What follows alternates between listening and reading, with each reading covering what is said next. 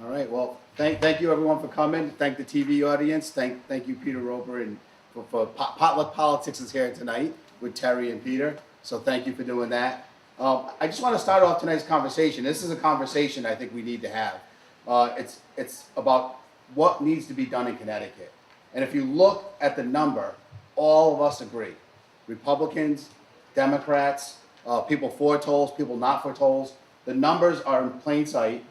We need $65 billion over the next 30 years to fix our roads.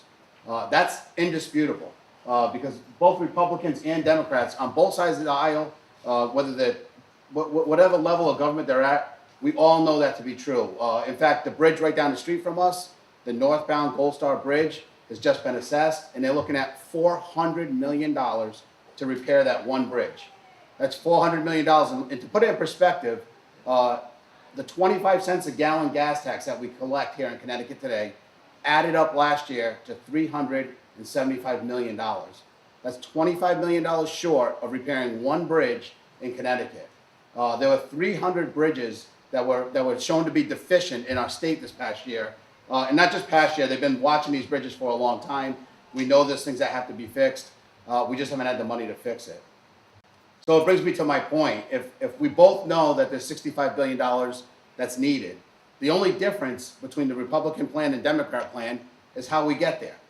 And if you looked at the Republican plan, I know you guys have this sheet. It's basically a borrowing plan. Now, if you look at the toll plan, there's borrowing involved too, but 7 out of 10 people that drive on the roads in Connecticut are Connecticut residents. Currently, 7 out of 10 people pay for 100% of the use of our roads. So there's 30% of the people that are out of state. There are truckers that pay through the gas tax. That's called the federal excise tax. And when you do the numbers and run the numbers, they're saying that the trucks in the past year paid $14 million to the state of Connecticut to use our roads. And that's real money. But if you do the math, look at Rhode Island. Rhode Island basically put up tolls a year ago. And they were estimating 170,000 trucks would pass through those tolls. They also were estimating that there were going to be about 3 or 4% of trucks that were going to drive around that toll and to get around it. That hasn't happened. They were tracking those off roads. They're saying it's roughly 0.5% of the trucks that are going through. But just for talking purposes, 200,000 trucks pass through that toll in one of the months. And it's been averaging anywhere between 180,000 and 200,000 trucks that are going through each month. If you do the math, it's about 2.4 million trucks. If you do divide that by the 14 million that we get in Connecticut last year, that's about $5 per tractor trailer. And we're a larger state than Rhode Island. So we have tractor trailers that are coming down on 84, on 91. These are trucks that basically drive for free. And when people tell me that they're going to call, right now the way it works is the honor system. If you're a legitimate trucking industry, like many are, Coca-Cola, we have Marquardt here today. They buy their gas in Connecticut because they're located in Connecticut. But if you're a trucking company that comes from out of state, say if you normally truck from New Jersey and you're driving through Connecticut, the only way we collect from you is if at the end of the year, you call Ned Lamont and say, Ned, I drove on your roads X amount of miles. I owe you this amount of money. And when people say that sounds like something people do, I'm sure it is. The big players, UPS, FedEx, all the big players do that. But I actually work in an industry where I ship stuff all over the country. In fact, we're shipping something down to Goose Creek, South Carolina for the Navy next Monday. That's an independent trucker that's actually probably going to bid on the load and win it. And then he shows up to my place and I inspect his trailer because I have really expensive goods that are going to be on it. A lot of those guys show up sometimes and I won't put my stuff on their trailer because it doesn't look safe enough or it doesn't look like something I would trust to to make it down there. Those folks, I can guarantee you, at the end of the year, are not calling Ned Lamont and telling them that they were in Connecticut for 500 miles that year and that they owe them a check. So I think these tolls will actually capture people like that and shore up our industry here in Connecticut. I do want to go over the spending plan. Right now, the Republican plan is labeled as prioritize progress. And what does that mean? They're not going to borrow one more nickel. What they're going to do is prioritize where the spending goes in our state. So what that means is we're going to take in the same exact amount of money that we did last year, but they're going to find $2.5 billion per year for 30 years to basically finance the roads on our own. I've been up there. In 2016, we passed a really, really tough budget. And when I say tough, it was tough for us to do it, but it was really tough for the people that it affected.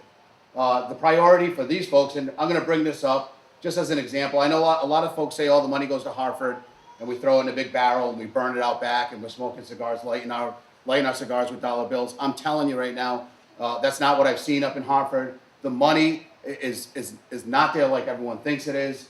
So basically, we cut in the program in the 2016 budget. It was called Medicare Savings Program, MSP.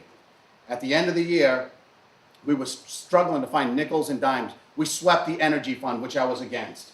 We swept a couple different funds that we had to sweep to make vital programs still operate. And in the end, we voted on this budget and walked away. And I remember asking the question, what about these folks that are in the Medicare Savings Program? Are they going to be okay? And there were a lot of folks saying, well, the federal government will end up picking up the slack. The federal government did not pick up the slack. And I immediately was getting phone calls because in our area, we have a lot of retired seniors. And one guy in particular sticks in my mind from this day, and it'll never leave my mind. It made me realize the impact that I have on other people and what we actually do in Hartford. And he basically told me that Rep. Cruz, I've never called my representative before. I don't know you. You don't know me. All I can tell you is the budget that you voted on, the budget that you helped pass, affects me in a way that is not going to allow me to live.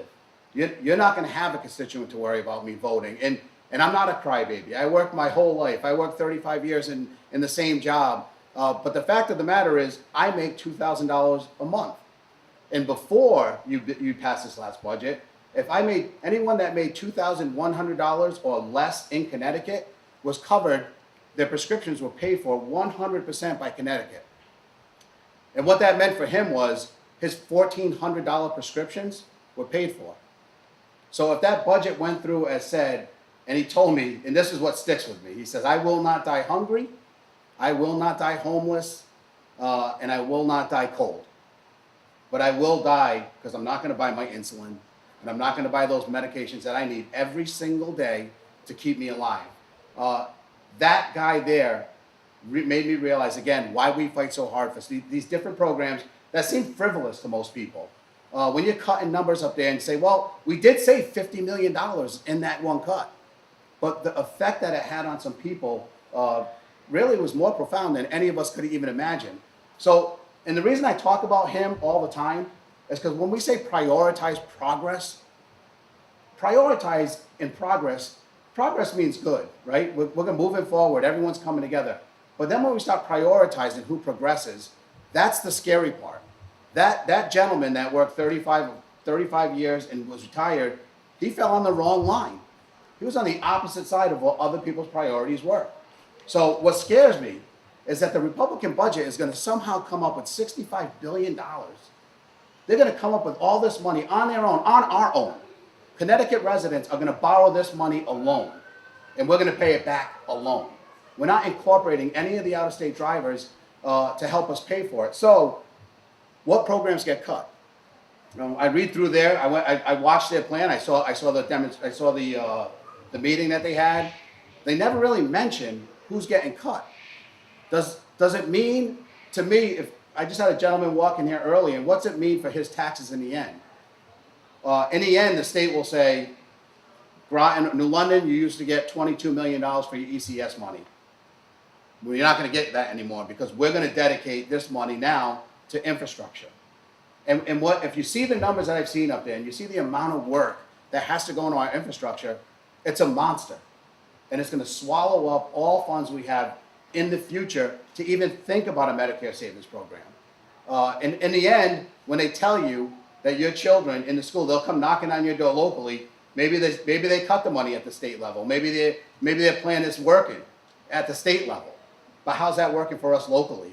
When they come knocking at your door saying, you're a New London resident, and with these state cuts, we're going to go from 25 kids to the classroom to maybe 35 kids to the classroom. And then you're going to do a gut check and say, that's not acceptable. And raise the taxes on my house before my kids go to school with this many people. So the whole plan of us doing it on our own is not only disingenuous, but it's impossible. We're not going to be able to do it and without raising taxes. And what I want to let the folks know on the other side is, if tolls don't go through, it's not a spike the football, oh, we saved ourselves all this money, we don't have to pay that $65 billion anymore.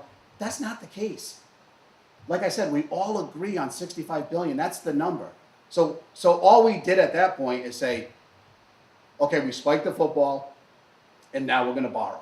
Now we're gonna borrow and do all this on our own and let other residents use, and I did tell everyone jokingly, but I think I will do it, if tolls don't go through, I am gonna put our legislator, our governor, put us all up for a legislative award in New York, Massachusetts, and Rhode Island, where we saved their residents more than any other rep could do in their state.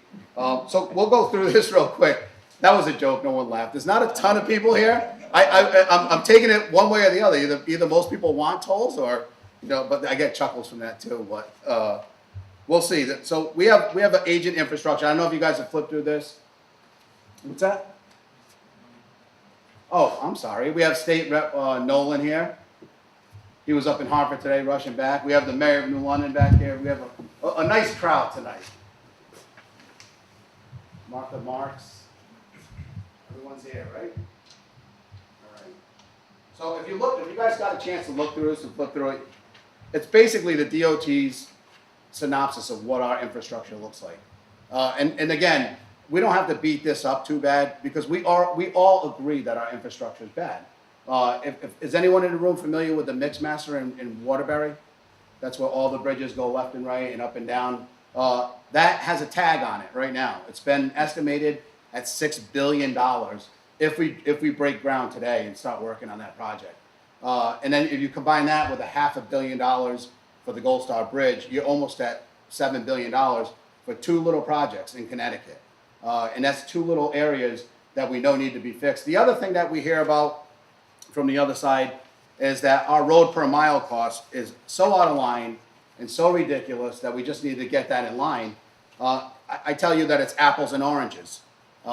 We're comparing ourselves to other states that have no rail or no transit. Right now, we actually include that in our budget for infrastructure. So if there's folks and we subsidize those trains. So folks getting on the train, going to work in New York City aren't paying $100 a day to get to New York. They're paying $30 a day or whatever it is to get back and forth. And we put that in a package. So when they bring up these numbers saying that it's $500,000 per lane mile, that's really not correct. If you really compare it to another state, it's all how you do the math. So that's one thing to think about. Let's see, we have the options to move forward. This is one of the sheets I do like a lot. Yeah, like I said, I'll skip through. A lot of it's talking about infrastructure and damage, but the status quo, what we do today, is not sustainable. Again, our bridge, right now, I work for a down vendor at Electric Boat. The bridge that we have going northbound is not rated for heavy loads. So there were 300 loads just last year diverted. So basically what that means is if you're over, a truck typically will go 50,000 pounds. So if it's over the 50, like they have special permits. They don't do special permits for that bridge. So they'll take a left and go up Mohegan Pequot, cross over, and then come down to EB. Or go back on the highway and continue on their way. What's that do to Route 12? What's that do to Route 32? Those are trucks that shouldn't have to be going on those roads. And then there's some loads that are just too heavy that will never go on that bridge. But that's one of the things we have going on. And then raise the gas tax. That is one of the ways that they're talking about fixing this budget. And I have talked about this a lot, about going to Rhode Island and people buying their gas in Rhode Island. I'm not imagining it. this happens every day. I have a retiree. A lot of stuff that happens is illegal too. I have a retiree that I used to work with that informed me that he drives to New Hampshire every twice a week or twice a month and gets his cigarettes, his gas, and his booze in New Hampshire. Again, if there was a toll on the road, maybe he'd think about not driving all that way. But he tells me he's saving $150 a week by doing that. When I say stuff like that, people say, oh, that guy's evil, he shouldn't be doing that. But we can legislate for how the world should work and how we think it should work, or we can legislate for how the world actually works. And the way it actually works are people are doing those things. Those are things that people are actually doing. They are buying gas out of state. So raising the gas tax, to me, is not an option. In fact, I want to lower it. Get the gas tax lower so we're even with other states. So we actually will encourage people to stop and get gas. And so it's not just Connecticut residents that are buying gas on the highway. And everyone says, oh, everyone buys gas. Only if you forgot to. If you left New Jersey and had a truck, for you not to buy gas in New Jersey and save yourself 30 cents, I just can't imagine someone doing that. You know, I've done that when we would go to Florida every year with the kids. I had a big conversion van. We'd leave here with a quarter tank of gas, and we'd get to New Jersey and probably save $10 filling up. That's what people do. And we could say that it doesn't happen or it doesn't, but it does. We know what people do. We know what their habits are. If they can save a nickel, that's what they do. Moving forward, if the increase in general obligation to our state, to put this all in loans is just irresponsible. And part of it is if you get this new revenue stream through tolls, and now how are you? Kate Rotella just walked in. I just want to let the crowd know that. Straight from Hartford. No, I got Anthony already. He was right in front of you. But it increases us borrowing money. So again, it's two ways to look at this toll plan. Either we're going to do it alone or we're going to do it together. That's what keeps striking in my mind, because no matter what, we're going to do it. And again, everyone's on the same page. Congestion relief, electronic tolling. Again, I hear that there's too many gantries, that we should put one in Groton, put one in Stamford, and we'll call it done. I'm a Groton resident. That doesn't seem fair to me either. And how much would that toll be? To go through the state of Connecticut, they're saying it's going to be about $12 or $13 from end to end. So would that mean that the Groton toll would be a $7 toll and the Stamford toll would be a $7 toll? So every time I leave my house, I'm the only one. I'm carrying the weight of the whole entire state on my shoulders. And when you look, the beautiful thing about tolls, and the reason why it almost works to our favor for waiting as long as we have, is the model in Europe, the model around the world is they control traffic flow now. These tolls are smart. They know, now we're gonna have patterns and know when people hit the road, when they don't. We're gonna be able to tell them if you're working at EB and then we have this traffic jam in New London every single day, they may say, if you beat that toll by 6 o'clock in the morning, because we're finding heavy volumes of traffic, if you beat that toll and you beat that toll by 15 minutes before 6, you get 25% off. In Europe, that's changed people's habits. It made them go in a little early, so they sit in the parking lot a little longer, but they save that money, but in effect had reduced a lot of the congestion that we see. Does that work on the other end of the state with the amount of people trying to get to work at once? I'm not sure how that works on that side. On my side, I could see that working. Around Sikorsky especially, where 91 and everything converges, all those people getting on and off, and then leaving too, which may be a plus for New London in the end. If everyone gets out of work at 3 o'clock and the toll is set to get the discount after 4, maybe that person says, you know what, I eat dinner twice a week in New London before I go home, and I pay 25% less. At the end of the year, I save myself $50. Though that's how real people think, and they're forced to think that way. But in the end, it helps everybody. In the end, the people that leave on time and run home and have to run home, they have less congestion.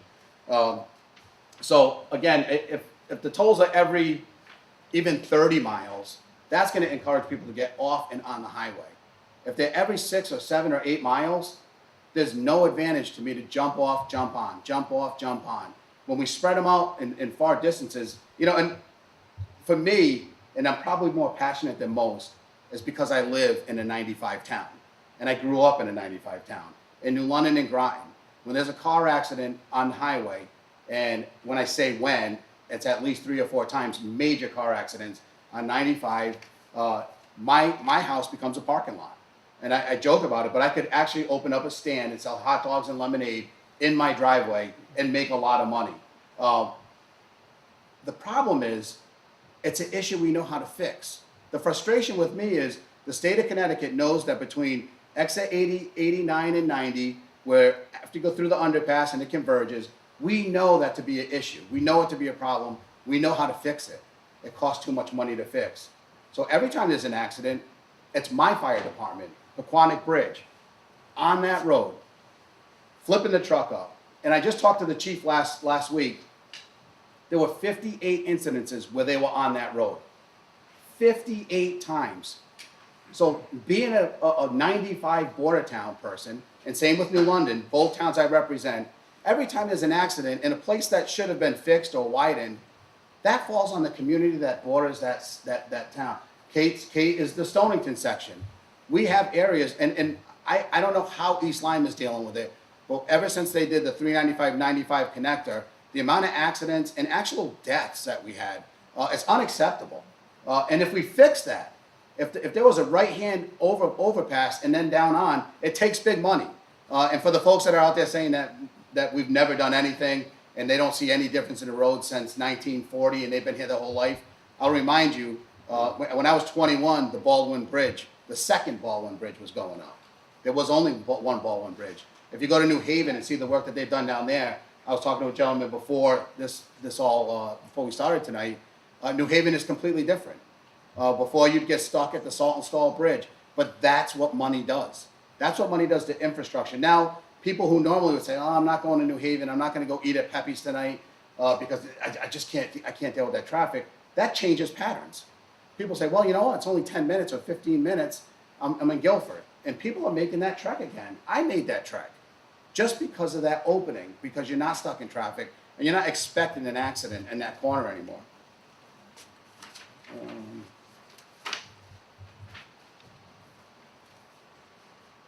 So we're talking about transfers. We would transfer from the general fund by 2024. That's even if we ramp up to 100% in sales tax, we're going to be taking more out of our general fund and putting it into the special transportation fund. As of now, by 2024, funding it as we are, it's depleted, it's gone. So that's our special transportation fund. That's how we fund our roads currently. So if that's a fund that goes away, again, the math doesn't work. When people are telling me, especially someone that went through his two budgets, one full budget, and I'm in my second budget, when people tell me that they're going to find $2 billion to cut or cut other programs, I'm not quite sure how that works.